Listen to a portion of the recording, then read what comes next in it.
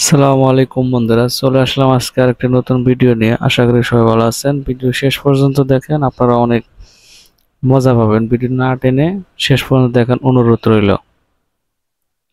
বন্ধুরা, আমরা জঙ্গলে বা ন্যাচারাল পরিবেশে প্রাণীদের খাদ্য নিয়ে যে ঝগড়া বিবাদ, সেটা আমরা সচরাচরই দেখতে পাই। কিন্তু আসলে কিছু কিছু প্রাণী আছে যে মাংসাশী প্রাণী, সেগুলা বনের ভিতরে কি পরিমাণ হিংস্রতার পরিচয় দেয়, তা এই ভিডিওর মাধ্যমে আপনার একটু গা শিউরে উঠবে যে আসলে প্রাণীরা এত বড় হিংস্র হতে পারে। দেখুন যে মহিষটাকে কিভাবে আঁকড়ে ধরেছে শুধু খাওয়ার জন্য। অর্থাৎ এগুলা হচ্ছে সিংহ, বাঘ, ভাল্লুক, শিয়াল, হায়না, চিতাবাঘ, এগুলো হচ্ছে মাংসাশী প্রাণী।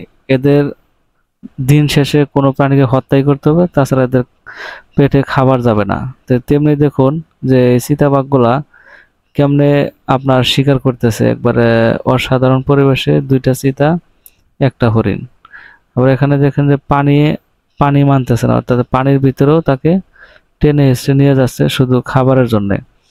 তো অনেক সময় দেখা যায় যে শিকার করতে গিয়ে তিনি নিজেই শিকার হয়ে যান। রহ ঘটনা আছে। জলহস্তিগুলাও কিন্তু অন্যান্য প্রাণীদেরকে শিকার করে খায়।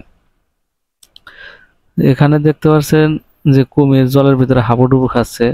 জলের ভিতরে যে কোনো বাঘ নামক, সিংহ নামক, তাকে কিন্তু শিকার করেই নেবে। এই যে সিংহ একাই শিকারের জন্য যথেষ্ট। আর এখানে এক সিংহ আর এক সিংহকে শিকার করে খাচ্ছে।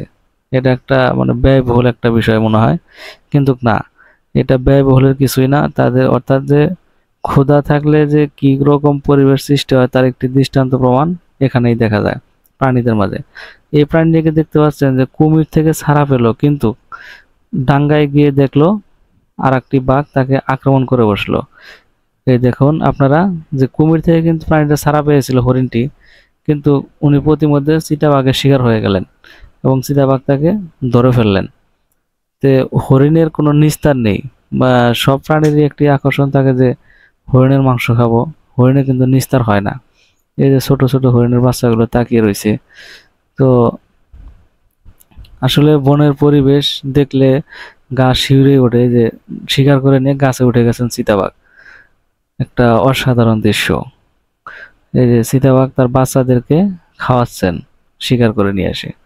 আসলে এইসব ভিডিও দেখলে আপনার যে হত্যাকাণ্ডের যে ব্যাপার, মানুষও যেরকম, পশু পাখির তো তার ন্যায্য অধিকার নিয়ে শিকার করে, কিন্তু আমরা মানুষ মানুষ যে শিকার করি, মানুষকে হত্যা করি, এটা তো আসলে ব্যয়বহুল একটা বিষয়। তো বন্ধুরা, এরকম ভিডিও পেতে অবশ্যই চ্যানেলটি সাবস্ক্রাইব করে পাশে থাকবেন। ধন্যবাদ সবাইকে। আসসালামু আলাইকুম।